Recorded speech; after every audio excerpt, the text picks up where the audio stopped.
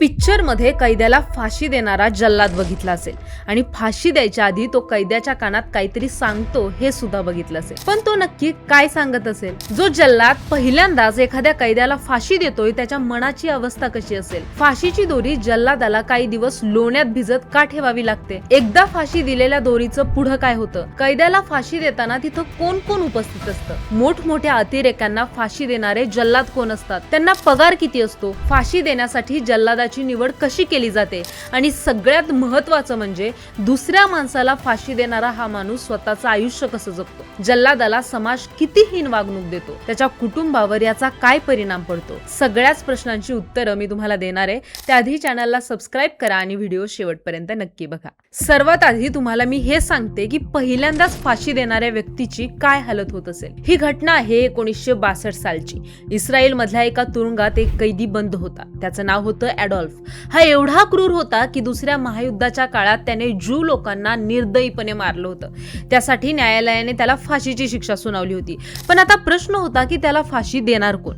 त्या तुरुंगात शालोम नावाचा एक तरुण कामाला होता. त्याला पोलीस अधिकाऱ्यांनी ॲडॉल्फला फाशी देण्याचं काम सांगितलं, पण शालोमने सुरुवातीला नकार दिला.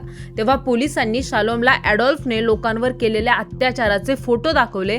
ते फोटो बघून शालोम प्रचंड संतापला आणि त्याने फाशी द्यायला होकार दिला. फाशीची रात्र आली. ॲडॉल्फला फाशीच्या ठिकाणी आणलं गेलं. फाशी देताना ॲडॉल्फच्या चेहऱ्यावर कापड बांधायचं होतं, पण तो कापड बांधून घ्यायला नाही म्हणाला. त्यानंतर फाशी देण्याची वेळ आली. त्यावेळी तो शालोमच्या डोळ्यात इतक्या क्रूर भावनेनं बघत होता की शालोमच्या काळजात गार झालं. पण तसंच दुर्लक्ष करून शालोमने ॲडॉल्फच्या गळ्यात फास घातला आणि फाशीचा लिव्हर ओढला आणि ॲडॉल्फला फाशी झाली. शालोमला वाटलं आता त्याचं काम संपलं आणि त्यानं दीर्घ श्वास घेतला. पण त्यानंतर जे घडलं ते अत्यंत भयानक होतं. तेवढ्याच शालोमला ॲडॉल्फचा मृतदेह घेण्यासाठी खाली बोलवलं. शालोम तो मृतदेह उचलणारच तेवढ्यात त्या मृतदेहातून अचानक एक मोठा आवाज बाहेर आला. तो आवाज ऐकून शालोमला घाम फुटला. त्याला वाटलं की ॲडॉल्फ पुन्हा जिवंत झालाय. त्यावेळी शालोम इतका घाबरला होता की त्याची अवस्था बघून पोलिसांनी त्याला तिथून लांब पाठवलं. त्यानंतर कित्येक रात्री शालोमला झोप लागत नव्हती. स्वप्नात त्याला ॲडॉल्फ दिसायचा. कित्येक वेळा ॲडॉल्फ आपला पाठलाग करतोय असं त्याला वाटायचं. शिवाय ॲडॉल्फ ज्या कोठडीत राहिला होता त्या कोठडी समोरून जायला सुद्धा शालोम घाबरायचा.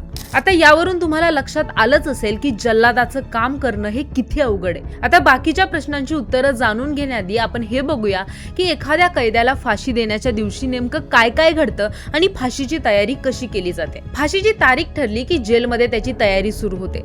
फाशीच्या दिवशी जेलमध्ये सुरक्षा वाढवली जाते. जेलचे अधिकारी, दंडाधिकारी आणि डॉक्टर तिथे असतात. केवळ सिपाही होता वहां पर. मैं होता हूँ, सुप्रिटेंडेंट होता, डॉक्टर होते हैं. कैद्याला त्याच्या मातृभाषेत फाशीचा आदेश समजावून सांगितला जातो. त्यानंतर त्याला शेवटची प्रार्थना करायची असेल किंवा त्याला शेवटचं काही सांगायचं असेल तर त्याला परमिशन दिली जाते. त्यानंतर त्याला फाशीच्या जागेवर नेलं जातं. त्याचे हात बांधले जातात, चेहरा झाकला जातो. त्यानंतर जेलचा अधिकारी संकेत देतो आणि जल्लाद फाशीचा लिव्हर ओढतो. त्यानंतर डॉक्टर कैद्याच्या हाताची नाडी तपासून त्याचा मृत्यू झाला आहे ना याची खात्री करतात. डॉक्टर भाई हेड दिखा देगा बिल्कुल कि उतारो. फिर डॉक्टर चले जाते हैं, सब उसको बॉडी पैक करी. आणि भारतात फाशी साधारणपणे पहाटे उजाडण्याआधी दिली जाते. आता बघूया की ज्या दोरीने फाशी देतात ती दोरी कशी तयार केली जाते.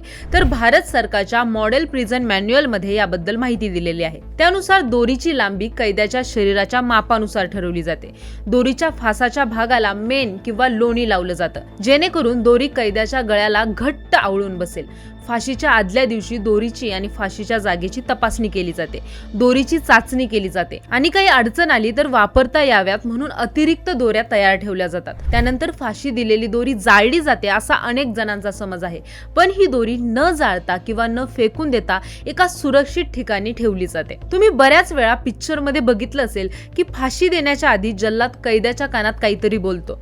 तर याबद्दल खूप गोष्टी सांगितल्या जातात की फाशी देण्याआधी जल्लाद कैद्याच्या कानात राम राम, सलाम किंवा माझ्या कर्तव्यामुळे मला हे करावं लागतंय, मला माफ करा असं काहीतरी बोलतो. पण भारत सरकारच्या तुरुंग नियमांमध्ये जल्लादाने कैद्याच्या कानात हेच शब्द बोलावेत असा कोणताही ठरलेला नियम नाही. राम राम कर दिया, मुस्लिम है तो सलाम, ऐसा कुछ होता है? आप कान में बोलते हैं जाके जल्लाद? ये मनगढ़ंत बातें कुछ नहीं होता. त्यामुळे खऱ्या आयुष्यात जल्लाद कैद्याच्या कानात असं काहीही बोलत नाही. आता बघूया की जल्लाद होण्यासाठी काय पात्रता लागते आणि त्याला पगार किती असतो. तर जल्लाद होण्यासाठी कोणतीही परीक्षा किंवा वेगळं शिक्षण नसतं.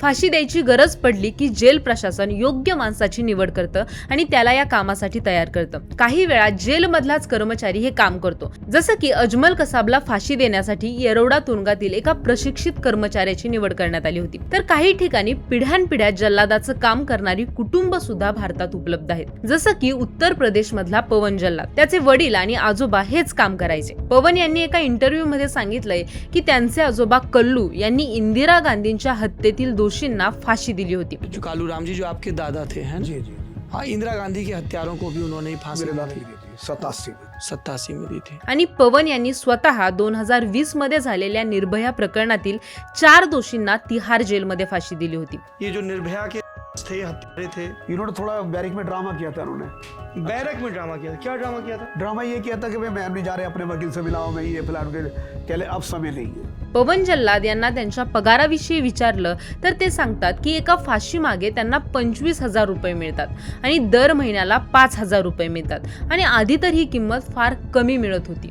समय तो 25,000 18,000 रुपए. क्या मैं इससे भी नीचे हूँ? उससे भी कम मिलता आपको? उससे भी कम मिलता. आता तुमच्या मनात नक्कीच हा प्रश्न आला असेल की फाशी देताना जल्लादाला भीती वाटत नसेल का किंवा अपराधीपणाची भावना येत नसेल का.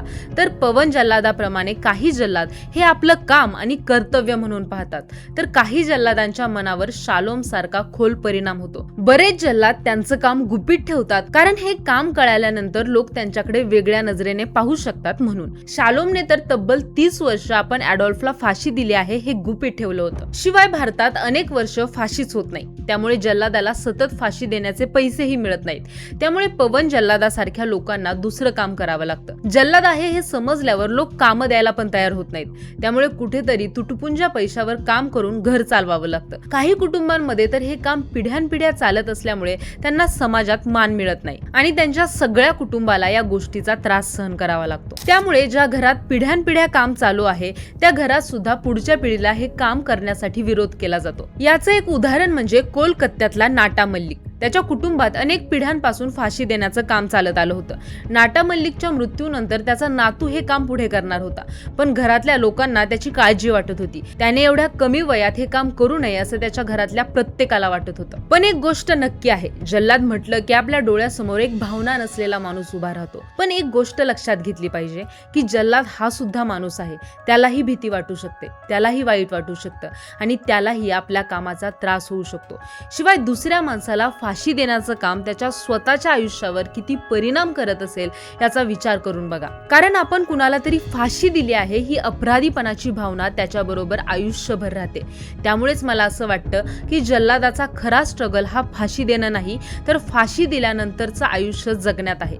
यावर तुम्हाला काय वाटतं हे कमेंट बॉक्समध्ये नक्की सांगा आणि व्हिडिओ आवडला असेल तर व्हिडिओला लाईक करा, शेअर करा आणि वारी या चॅनलला सबस्क्राईब करायला विसरू नका.